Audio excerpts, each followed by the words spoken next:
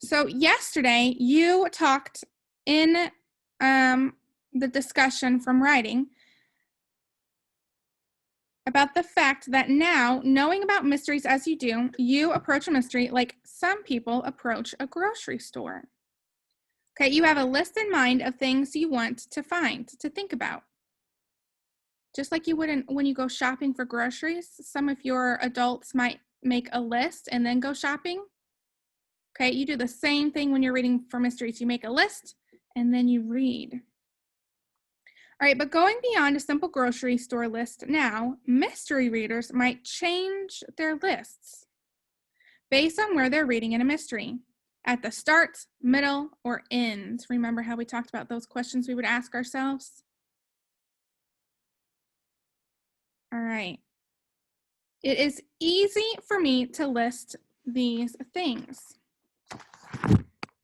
All right, as you read a mystery, look for important clues, for a possible suspect, or a witness. So you're going to look for those three things: a list of clues or important clues, possible suspect, and a witness.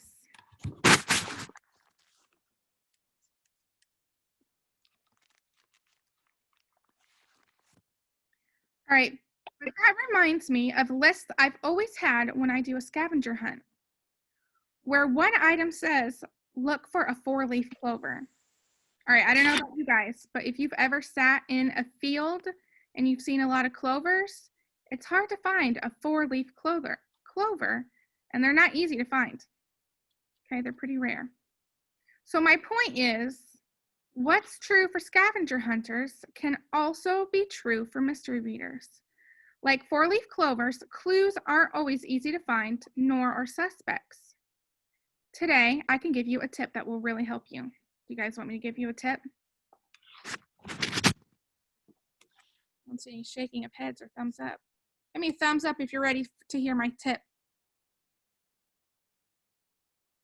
If you're not giving me a thumbs up, I know you're not listening to me. So Raylan and Jose and Camara and Akila, I need to see your thumbs. Thank you, Raylan. Jose and Camara, I need to see your thumbs. Jose, this is the second time. No, Jose, I asked for thumbs. You need to be listening to me. It's not time to just sit. You need to listen and pay attention. All right, thank you, Camara. All right, so here's my tip. Today, I want to remind you that when strong readers run into trouble, they don't just give up and move on, or they don't just say, oh, no way, that's not going to work. Strong readers know that when they run into trouble, it is a good idea to get help. Okay, and how you can go get help is by going to go talk to someone about your book. Okay, so let me go ahead and share my screen. I have a list of questions that you are going to talk about with your partners. Okay, so let me share my screen. All right, so we're going to talk about how you collaborate with a co-detective. Okay, so co-detective reading partners help each other. They ask each other questions about their books. They retell a little bit in naming some of the characters. They ask for help at confusing parts. They reread a bit together. They share strategies that work. They use their book to talk. They reflect on their goals, and they study their Post-its or their jots or their notes. Okay? So here's what we're going to do. I posted on your Canvas page. Ooh, Oscar, I love your crazy hair. I posted on our Canvas page a picture of what you're going to ask your partner. So what I'm going to do right now is I am going to put you in a breakout room with 1 or 2 other people. Make sure you're listening because I'm not going to repeat myself.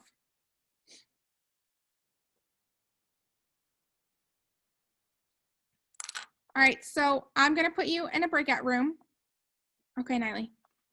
With 1 or 2 other people, and you are going to talk about your mystery books you've been writing or reading during independent reading. Okay, so go ahead and think about that mystery book that you've been reading.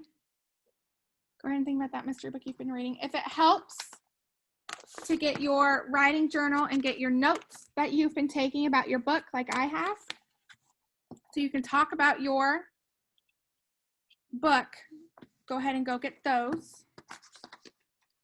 But go ahead and think about your book, okay? And you're just gonna kind of retell your book to the people in your breakout room, okay? So who can explain to me what are we doing in the breakout room? Oscar. Talking about our book. Yeah, you're just gonna give a short retell of your book, okay? So I am gonna go ahead and create the breakout rooms, and then I'm going to assign you into them. So it'll just be random, okay?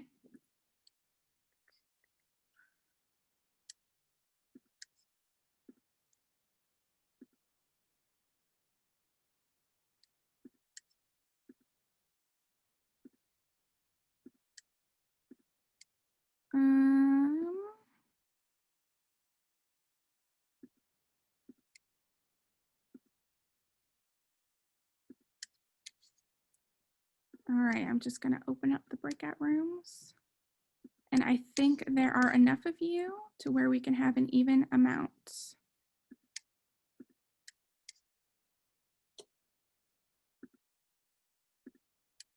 Okay. All right, so before I open up the breakout rooms, I'm gonna explain the expectations one more time. So make sure you're listening. Okay. You are going to give a short summary, or you're going to retell your mystery book to your partner. Maybe you'll ask them questions about their book, okay? So you're going to talk about your books. Thumbs up, thumbs down. Are you going to talk over each other? When you're in the breakout room, do you talk over each other? Oh, I love seeing the shaking of heads and the thumbs down. No, we're not going to talk over each other because that's rude. Are we going to have what I like to call sloth partners, where one person does all the work and the other partner doesn't do anything? No, both partners are going to work and talk about their books. Okay. Are you going to ask your partner questions about their book? Yes, good job. Thank you for listening. And my last question is, are you going to give a short retell of your book so far? Awesome. Okay,